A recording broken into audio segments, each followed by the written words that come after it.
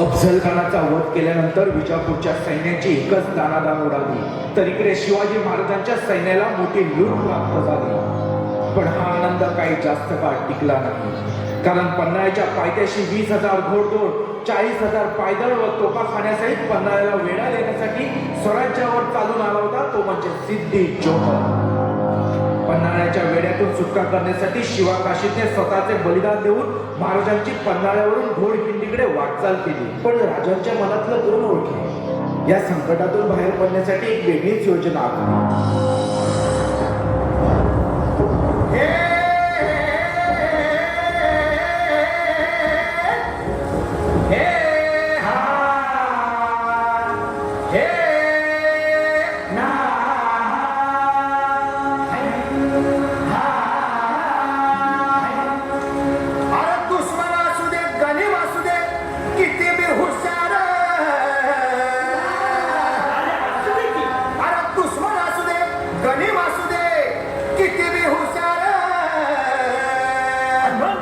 शिवरायांच्या बुद्धियुक्तीचा लागला पार, शिवरायांच्या बुद्धियुक्तीचा लागला पार, हे लागला पार, लागला पार, लागला पार, लागला पार, हे शिवरायांच्या बुद्धियुक्तीचा लागला पार.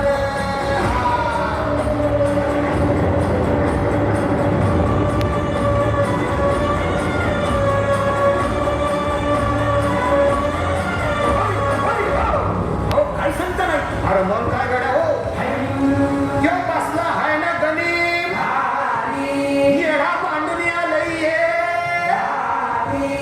आणि मुघलांनी नजर वाकडी. मग राजानं काय केलं? काय केलं महाराज? राजांनी आता युगत मांडली. काय मांडली? अरे युगत मांडली, युगत मांडली, युगत मांडली.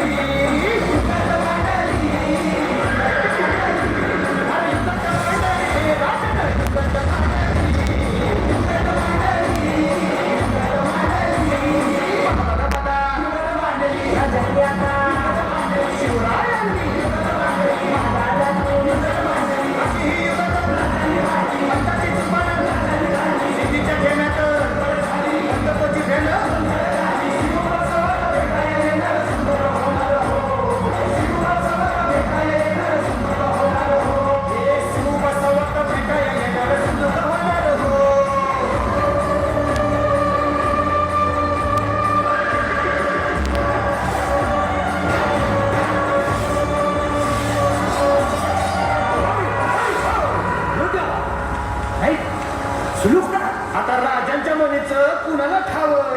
अहो तुम्हाला ते छाव नाही असं झालेलं नाही. अरे खरंच नाही, मला फक्त एवढंच ठावं की बघा बघा बघा झाली आता शिवराय